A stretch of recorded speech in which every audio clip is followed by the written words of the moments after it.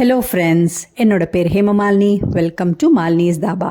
இன்றைக்கி நம்ம சேனலில் சட்டுன்னு 10 நிமிஷத்தில் செய்கிற மாதிரி ரொம்ப ஆரோக்கியமான, அதே நேரத்தில் ரொம்ப டேஸ்டான வாழைப்பூ சில்லி 65 எப்படி செய்கிறதா பார்க்க போகிறோம்.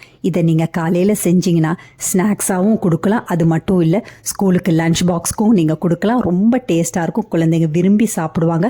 வாழைப்பூவே வேணான்னு ஒதுக்குற குழந்தைங்க கூட இந்த மாதிரி நீங்கள் செஞ்சு கொடுத்தீங்கன்னா ரொம்ப விரும்பி சாப்பிடுவாங்க. ட்ரை பண்ணி பாருங்கள். வீடியோவுக்கு போகிறதுக்கு முதல்ல இது வரைக்கும் நம்ம சேனலை சப்ஸ்கிரைப் பண்ணாமல் இருந்தால் மறக்காமல் சப்ஸ்கிரைப் பண்ணி வச்சுட்டு பக்கத்தில் இருக்க பெல் பட்டனையும் ப்ரெஸ் பண்ணி வச்சுக்கோங்க. அப்போ தான் நான் போடுற வீடியோஸ் உங்களுக்கு நோட்டிஃபிகேஷன் வரும். வாங்க டிலே பண்ணாமல் வீடியோவுக்கு போகலாம்.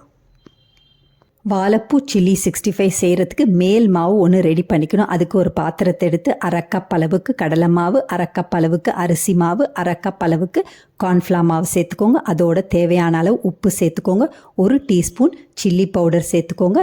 1/2 டீஸ்பூன் அளவுக்கு இஞ்சி வெள்ளைப்பூண்டு பேஸ்ட் சேர்த்துக்கோங்க. 1 டீஸ்பூன் கரம் மசாலா தூள், 1/4 டீஸ்பூன் மஞ்சத்தூள் எல்லாத்தையும் சேர்த்து நல்லா கலந்து விட்டுக்கோங்க. எல்லா பக்கமும் இஞ்சி வெள்ளைப்பூண்டு பேஸ்ட் படுற மாதிரி நல்லா கலந்து விட்டுட்டு 1/2 எலுமிச்சம்பழத்தோட சாறை புழிஞ்சு விட்டுக்கோங்க. இதோட கொஞ்சம் கொஞ்சமாக தண்ணி சேர்த்து நல்லா கலந்து விட்டுக்கோங்க. பஜ்ஜி மாவை விட கொஞ்சம் தண்ணியாக இருக்கணும். அந்தளவுக்கு நல்ல பதமாக கலந்து விட்டுக்கோங்க. பார்த்து கவனமாக கொஞ்சம் கொஞ்சமாக தண்ணி சேர்த்து நல்லா பதமாக கலந்து வச்சுக்கோங்க.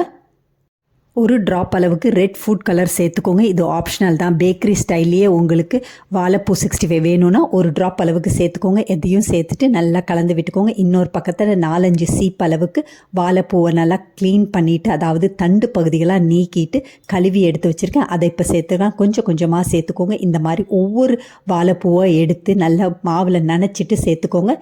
இப்போ எண்ணெய் நல்லா சூடாக இருக்குது. இப்போ ஒன்று ஒன்றா சேர்த்துக்கலாம். ஃப்ளேமை மீடியம் டு ஹைலேயே வச்சுக்கோங்க. இப்போ எல்லாத்தையும் சேர்த்தாச்சு. நல்லா கலந்து விட்டுக்கோங்க.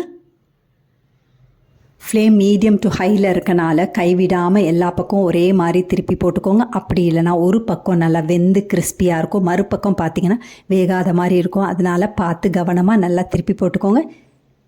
இந்த மாதிரி எல்லா பக்கமும் நல்லா கோல்டன் ப்ரௌன் ஆனோன்னு நம்ம அடுப்புலேருந்து எடுத்துடலாம். இதே மாதிரி மீதி உள்ள வாழைப்பூவும் எல்லாத்தையும் பொரித்து ஒரு பக்கத்துக்கு எடுத்து வச்சுக்கோங்க. அவ்வளோதான், நம்மளோட அருமையான பேக்கரி ஸ்டைலில் வாழைப்பூ சில்லி 65 ரெடி ஆகிடுச்சு. குழந்தைங்க ஸ்கூல்லேருந்து வந்தோன்னே பசின்னு கேட்கும்போது இந்த மாதிரி நீங்கள் செஞ்சு கொடுத்தீங்கன்னா ரொம்ப ஆரோக்கியமாக இருக்கும். அதே நேரத்தில் டேஸ்ட்டாகவும் இருக்கும். குழந்தைங்க விரும்பி சாப்பிடுவாங்க.